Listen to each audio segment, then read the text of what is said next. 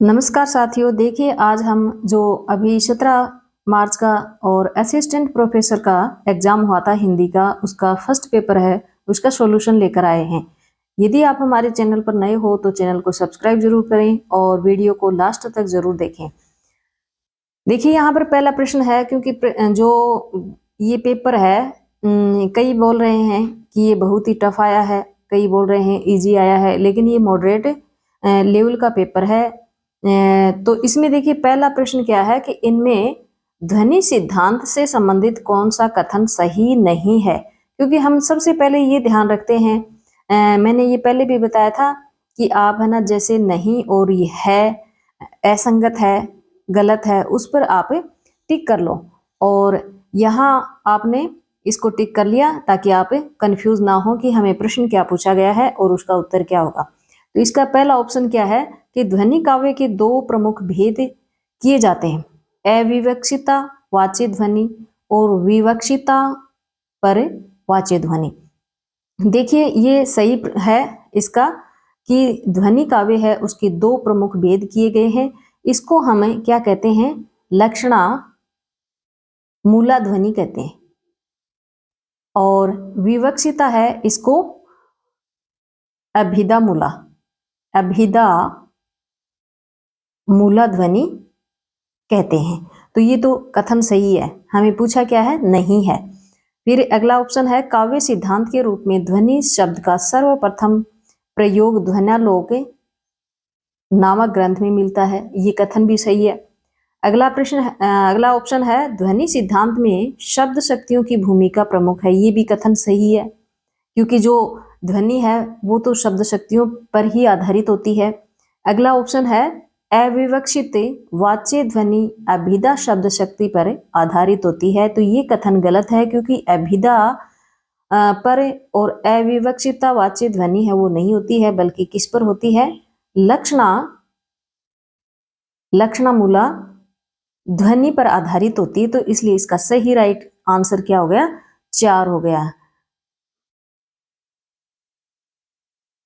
अगला प्रश्न है चौपड़ी मांडी चौहटे अरद उरद बाजार उपर्युक्त पंक्ति के संदर्भ में असंगत अर्थ है। यानी यहाँ पर 4 अर्थ दिए हैं, तो इनमें से असंगत अर्थ कौन सा है। तो देखिए यहाँ पर जीवन रूपी चौपड़, ये भी कथन सही है। जगत का चौराहा, ये भी यहाँ पर कहा गया है। और चौराहे के ऊपर नीचे बाजार है, ये भी यहाँ पर कहा गया है। और इसमें एक और है कि इसमें रूपक अलंकार है, ये कथन भी सही है। लेकिन यहाँ पर ये जो चौपड़ पर गेरुए से मंडा हुआ है, ये कथन गलत है, इसलिए इसका सही उत्तर क्या हो गया है, 1 हो गया। अगला प्रश्न है पचरंग चोला पहर सखी में झिरमिट खेलन जाती पंक्ति से संकेतित नहीं है। पूछा क्या है, नहीं है। तो देखिए लुका छिपी का खेल, क्योंकि जो पचरंग चोला पहर सखी, तो वो क्या है, लुका छिपी का खेल भी खेलती है। और पचरंग जो चोला है वो शरीर को कहा गया है, यानी शरीर है वो पंच तत्व से बना है और 5 तत्वों को भी कहा गया है यहाँ पे, लेकिन सतगुरु है वो नहीं कहा गया, इसलिए इसका सही उत्तर क्या हो गया है, उत्तर नंबर 3 हो गया है। अगला प्रश्न है अरस्तु के अनुकरण सिद्धांत की दृष्टि से कौन सा कथन सही नहीं है। देखिए अब की बार है ना, जो पाश्चात्य काव्य शास्त्र है उसमें अरस्तु और लोंजाइनिस सर्वाधिक पूछे गए प्रश्न है। तो आगे जो भी एग्जाम आती है उनमें आप काव्य शास्त्र है वो भी भारतीय और पाश्चात्य दोनों काव्य शास्त्र है वो कंठस्थ याद कर लें, क्योंकि वहीं से प्रश्न पुटअप होते हैं। तो इसमें देखिए पूछा क्या है, सही नहीं है। पहला ऑप्शन है अनुकरण के संबंध में अरस्तु का मत प्लेटो के मत से भिन्न नहीं है। पहला ही कथन इसका गलत है, क्योंकि प्लेटो और अरस्तु के जो मत हैं वो भिन्न भिन्न हैं, इसलिए इसका सही उत्तर क्या हो गया है, पहला ही हो गया है, उत्तर नंबर 1 हो गया। इनके आगे वाले ऑप्शन भी हम पढ़ेंगे। कलाकार प्रकृति को गोचर वस्तुओं का नहीं अपितु प्रकृति की सर्जना प्रक्रिया का अनुकरण करता है। कला अनुकरण भी एक सर्जन क्रिया है। अरस्तु कला को प्रकृति की अनुकृति मानते हैं। तो ये तीनों कथन सही हैं और यहाँ पूछा क्या है, सही नहीं है। अगला प्रश्न है छपय छंद विषयक कौन सा कथन असंगत है। पूछा क्या है, असंगत है। तो देखिए इसमें 6 चरण होते हैं। छपे जो छंद है इसमें 6 चरण होते हैं। तो इसमें पहले में यानी इसमें प्रथम जो 4 चरण है वो रोला छंद के होते हैं, ये भी कथन सही है। छपे छंद में 6 चरण होते हैं, ये कथन भी सही है। अंतिम 2 चरण उलाला के होते हैं, ये कथन भी सही है। लेकिन पूछा क्या है, असंगत यानी सही नहीं है। छपे छंद की गणना अर्ध सम छंदों में नहीं की जाती है, यानी ये क्या है, विषम छंदों में की जाती है। इसलिए इसका सही उत्तर क्या हो गया है, उत्तर नंबर 4 हो गया है। अगला प्रश्न देखिए, क्रोचे और उनके अभिव्यंजनावाद से संबंधित कौन सा कथन असंगत है। पूछा क्या है, असंगत है। तो इसमें देखिए क्या है, सहज अनुभूति को क्रोचे ने आंतरिक अभिव्यंजना माना है, ये कथन सही है। कला के उत्कृष्ट होने के लिए आवश्यक है कि विषय वस्तु उत्कृष्ट हो। वे सहज ज्ञान को संवेदनों से अलग मानते हैं। तो देखिए यहाँ इसका सही उत्तर क्या हो जाएगा, क्योंकि जो सहज ज्ञान है वो और संवेदना एक ही चीज है, तो ये अलग अलग नहीं है, इसलिए इसका सही उत्तर तीसरा ही हो जाएगा। अगला है, उनकी दृष्टि में कला एक आध्यात्मिक प्रक्रिया है, ये कथन भी सही है। और पूछा क्या है, असंगत कौन सा है, तो इसलिए इसका सही उत्तर क्या हो गया है, 3 हो गया है। अगला प्रश्न देखिए, घिर रहे थे घुंघराले बाल अंश अवलंबित मुख के पास, नील घन श्याम शावक से सुकुमार सुधा भरने को विधु के पास में काव्य सौंदर्य विषयक दोषपूर्ण टिप्पणी वाला वाक्य है, यानी ये दोषपूर्ण या असंगत या गलत कौन सा है, तो ये पूछा है। तो इसमें देखिए कंधे से नीचे लटकते हुए बालों का वर्णन किया गया है, पूर्णोपमा अलंकार है, मुख की तुलना सुधाकर से की गई है, छोटे छोटे बादल। तो यहाँ पर इसका राइट आंसर क्या हो जाएगा, 2 हो जाएगा, क्योंकि इसमें पूर्णोपमा अलंकार नहीं है। अगला प्रश्न है, आधे अधूरे के संदर्भ में असंगत कथन कौन सा है। देखिए यहाँ पर यह नाटक एक स्तर पर स्त्री पुरुष के बीच के लगाव और तनाव का दस्तावेज है, ये कथन सही है। यह मौजूदा जीवन की विडंबना के कुछ एक सघन बिंदुओं को रेखांकित करता है, ये कथन भी सही है। इसके पात्र स्थितियां एवं मनः स्थितियां आदर्श परक तथा विश्वसनीय है, ये कथन गलत है। क्योंकि देखिए आधे अधूरे जो आपका रचना है उसमें आदर्श परक और विश्वसनीयता की तो कोई बात ही नहीं है, क्योंकि सारे क्या हैं, अविश्वास में जकड़े हुए हैं। तो इसलिए इसका सही उत्तर क्या हो गया है, उत्तर नंबर 3 हो गया है। चौथा क्या है, इस नाटक की अवधारणा के पीछे सूक्ष्म रंग चेतना निहित है, ये कथन भी सही है। और पूछा क्या है, असंगत है, तो इसका सही उत्तर क्या हो गया, 3 हो गया। अगला प्रश्न है, वाक्यम रसात्मक काव्यम उपर्युक्त कथन किस आचार्य का है, तो इसका सही उत्तर क्या हो जाएगा, विश्वनाथ हो जाएगा। अगला प्रश्न है, देरिदा के चिंतन का विरोधी कथन है, तो देखिए यहां पर इसका सही उत्तर क्या हो जाएगा कि विखंडन एक निरंतर प्रक्रिया है। उनके अनुसार विखंडनवाद मार्क्सवाद का विस्थापित नहीं है, नए संदर्भों में मार्क्सवाद की पुनर्व्याख्यान चाहते हैं, वे वाक्येंद्रित सत्यों को स्वीकार करते हैं। तो इसका सही उत्तर क्या हो जाएगा, 2 हो जाएगा। अगला प्रश्न है, जायसी पद्मावत महाकाव्य में वर्णित जो नागमती वियोग खंड है उसके अंतर्गत 12 मासा का प्रारंभ किस माह से किया गया है, तो इसका राइट आंसर क्या हो जाएगा, आषाढ़। अगला प्रश्न है, कौन सा विकल्प सही नहीं है, पूछा क्या है, सही नहीं है।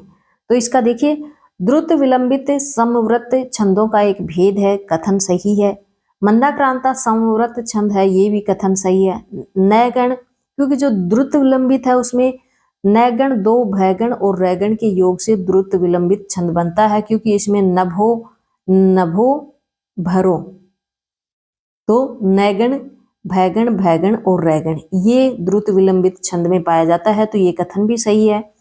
और अगला है, मंदाक्रांता में 5 5 7 वर्णों पर यति होती है, ये कथन गलत है, क्योंकि इसमें क्या होता है, 4 6 और 7 पर यति होती है, इसलिए इसका राइट आंसर क्या हो गया है, 4 हो गया। अगला प्रश्न है, लॉन्जाइनस से कि काव्य विषयक मान्यताओं की दृष्टि से कौन सा कथन असंगत है। तो इसमें देखिए वे उदात्त के स्वरूप विवेचन के 3 पक्ष मानते हैं, ये कथन गलत है। तो इसका सही उत्तर क्या हो जाएगा, एक ही हो जाएगा, क्योंकि वे उदात्त के स्वरूप विवेचन के 3 पक्ष नहीं 2 पक्ष मानते हैं, 2 पक्ष मानते हैं, इसलिए इसका सही उत्तर क्या हो गया, एक हो गया। अगला प्रश्न है कॉलरिज और उसके कल्पना सिद्धांत से संबंधित कौन सा कथन सही नहीं है। तो इसमें देखिए पहला क्या है, वे कवि के लिए दार्शनिक होना भी आवश्यक मानते हैं।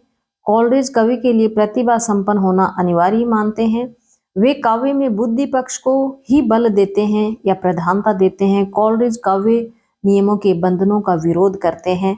तो इसका सही उत्तर क्या हो जाएगा, 3 हो जाएगा, क्योंकि कॉलरिज है वो कल्पना पक्ष उसकी प्रधानता देते हैं, ना कि बुद्धि पक्ष को। तो इसका सही उत्तर क्या हो गया, 3 हो गया है। अगला प्रश्न है, देखिए अब की बार जो व्याकरण के प्रश्न पूछे हैं वो गजब के पूछे हैं।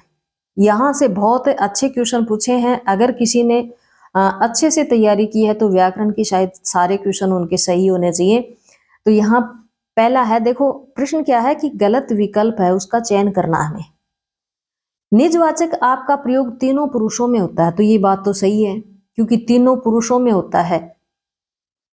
निजवाचक आप पुरुषवाचक आप आदर्शसूचक से भिन्न है, ये भी सही है। पुरुषवाचक आप केवल मध्यम पुरुष में आता है। पुरुषवाचक आदर्शसूचक आप नित्य बहुवचन में आता है। तो ये कथन गलत है, इसलिए इसका सही उत्तर क्या हो गया, 4 हो गया। अगला प्रश्न है, केंद्रीय हिंदी निदेशालय द्वारा प्रकाशित देवनागरी लिपि और हिंदी वर्तनी का मानकीकरण के अनुसार अमानक प्रयोग है, यानी गलत कथन कौन सा है। तो देखिए यहाँ पर कारक चिन्ह सभी प्रकार के संज्ञा शब्दों में प्रतिपादित से पृथक लिखे जाने चाहिए, तो ये सही है कथन। सर्वनाम शब्दों में ये चिन्ह प्रातिपदिक के साथ मिलकर लिखे जाने चाहिए। सर्वनाम और कारक चिन्ह के बीच ही तक आदि निपात हो तो कारक चिन्ह को पृथक लिखा जाना चाहिए, ये कथन भी सही है। सर्वनाम के साथ यदि 2 कारक चिन्ह हो तो दोनों को मिलाकर लिखा जाना चाहिए। तो यहां पर इसका सही उत्तर क्या हो जाएगा, 2 हो जाएगा।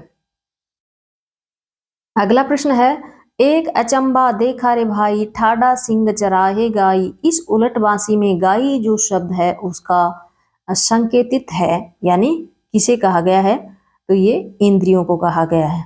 अगला प्रश्न है, साधारणीकरण से संबंधित कौन सा कथन असंगत है। तो इसमें देखिए रस निष्पत्ति की दृष्टि से साधारणीकरण शब्द का सर्वप्रथम प्रयोग अभिनव गुप्त ने किया था, ये पहला ही कथन गलत है, क्योंकि इसका जो साधारणीकरण शब्द है उसका सबसे पहले प्रयोग अभिनव गुप्त ने नहीं किया था, बल्कि भट्ट नायक ने किया था, भट्ट नायक ने किया था, इसलिए इसका सही उत्तर क्या हो गया, 1 हो गया। अगला प्रश्न है, पद्मावती समय में के विषय में असंगत कौन सा है। तो देखिए यहाँ पर क्या है कि जो तोता है वो दोते कर्म करता है, यानी दूध का कार्य करता है, ये कथन भी सही है। हजारी प्रसाद द्विवेदी इसे राशों में प्रक्षिप्त मानते हैं, ये कथन भी सही है। पद्मावती के पिता का नाम समुद्र शिखर था, ये कथन गलत है। इसमें नक्षिक वर्णन भी पाया गया है, तो इसलिए इसका सही उत्तर क्या हो गया, 3 हो गया, क्योंकि पद्मावती के पिता का नाम विजयपाल था। ये समुद्र शिखर तो उनके दुर्ग का नाम है, गढ़ का नाम है, इसलिए इसका सही उत्तर 3 हो गया। अगला प्रश्न है,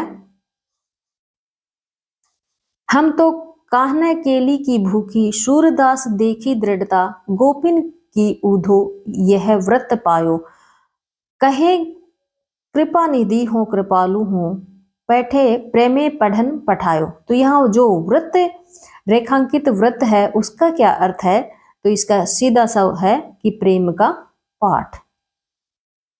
अगला प्रश्न है, गलत विकल्प चुनिए। तो यहां पर देखिए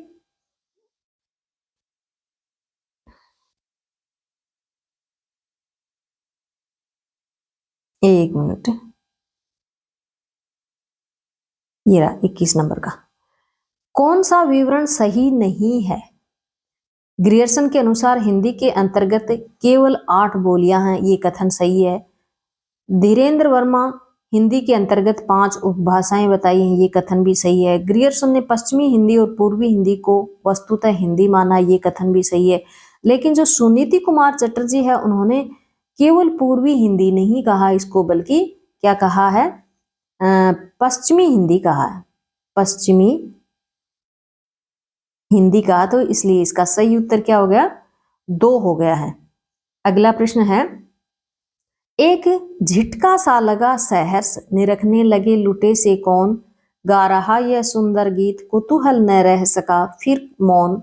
इन पंक्तियों में त्रुटिपूर्ण व्याख्या वाला विकल्प है। तो देखिए यहाँ पर क्या है, विशेषण विपर्य का भी प्रयोग हुआ है। देखो ये रहा ना, ये विशेषण हो गया है, ये विशेषण हो गया है और ये विपर्य हो गया है। और आश्चर्यचकित भी, क्योंकि झटका सा लगा उसे, और फिर यहाँ पर शरीर में बिजली सी दौड़ना, ये कथन भी सही है। तो इसका सही उत्तर क्या हो जाएगा, 4 हो जाएगा, क्योंकि यहाँ श्रद्धा की मनोदशा का वर्णन नहीं किया है, बल्कि किसका किया है, मनु की जो दशा है उसको यहाँ पर दर्शाया है। अगला प्रश्न है, राजस्थानी के संदर्भ में असंगत है। तो इसका देखिए, ब्रज की ओर झुकी हुई राजस्थानी डिंगल की कही जाती है, ये पहला ही कथन इसका असंगत है, क्योंकि जो राजस्थानी ब्रज की ओर जो झुकी हुई राजस्थानी है उसे डिंगल नहीं पिंगल कहते हैं। तो इसलिए इसका सही उत्तर क्या हो गया है, 1 हो गया है। अगला प्रश्न है, भक्ति भगायो लोगु कहकर तुलसीदास ने लोगों को भक्ति से विमुख करने का क्या कारण बताया है। तो इसका सही उत्तर क्या हो जाएगा, गोरखनाथ की योग साधना। अगला प्रश्न है, निम्नलिखित में से असंगत है। तो देखिए इसका सही उत्तर क्या हो जाएगा, क्योंकि सरस्वती कंठाभरण भोज की है, काव्यालंकार रुद्रट की है, और काव्यालंकार सार संग्रह उद्भट की है, काव्यालंकार सूत्रवृत्ति है, ये दंडी की नहीं है, ये बल्कि ये किसकी है, वामन की है। तो ये जो है ये वामन की पंक्ति है, सॉरी रचना है, इसलिए इसका सही उत्तर क्या हो गया, 2 हो गया। अगला प्रश्न है, विरेचन सिद्धांत के अनुसार भय और करुणा में संबंध बताने वाला सही विकल्प है। तो सही पूछा है यहाँ पर, तो देखिए करुणा और भय दोनों ही क्या है, मूल भाव। अगला प्रश्न है, क्रोचे के अभिव्यंजनावाद से संबंधित असंगत कथन कौन सा है। तो इसका सही उत्तर क्या हो जाएगा, अभिव्यंजना आंतरिक प्रक्रिया है लेकिन कला बाह्य प्रक्रिया है, ये कथन गलत है। अगला प्रश्न है, भव्य ललाट की नासिका में से बह रहा खून न जाने कब से, लाल लाल गर्मीला रक्त टपकता, अंधेरे में कविता की उक्त पंक्तियों में मुक्तिबोध किसके बारे में कहते हैं। तो इसका सही उत्तर क्या हो जाएगा, तिलक। अगला प्रश्न है, काव्य शास्त्र के आचार्यों और उनके जो ग्रंथ हैं उनसे संबंधित कौन सा विकल्प सुमेलित नहीं है। देखिए यहाँ पर जो विश्वनाथ का साहित्य दर्पण है, भामह का काव्य मीमांसा, मम्मट काव्य प्रकाश, दंडी काव्यादर्श, तो इसका सही उत्तर क्या हो जाएगा, 2 हो जाएगा, क्योंकि ये काव्य मीमांसा है, ये भामह की नहीं है। अगला प्रश्न है, अरस्तु के अनुसार काव्य शास्त्रीय सिद्धांतों से संबंधित कौन सा कथन सही नहीं है। तो इसका सही उत्तर क्या हो जाएगा,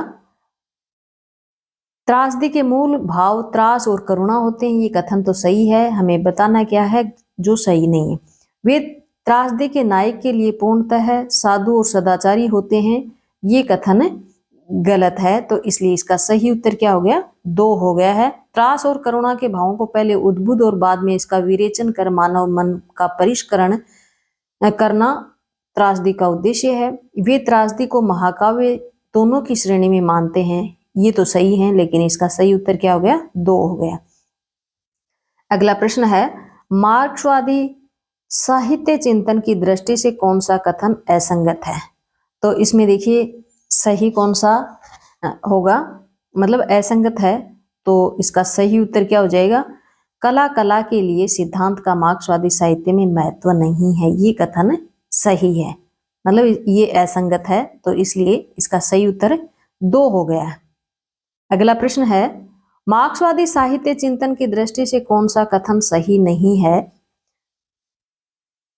तो इसका सही उत्तर देखिए, समाजवादी यथार्थवाद को सर्वहारा वर्ग के संघर्ष में सहायक होना, ये कथन तो सही है। मार्क्सवाद चिंतन सामाजिक अर्थव्यवस्था को सर्वाधिक महत्व देना, ये कथन भी सही है। मार्क्सवाद कला और साहित्य के क्षेत्र में व्यक्तिवादी दृष्टिकोण के स्थान पर समाजवादी यथार्थ की प्रवृत्ति को प्रतिपादित करता, ये कथन भी सही है। लेकिन मार्क्सवाद के मानव विकास की अंतिम परिणति साधन संपन्न वर्ग युक्त समाज है, उसकी स्थापना करना, ये कथन गलत है। तो इसलिए इसका सही उत्तर क्या हो गया?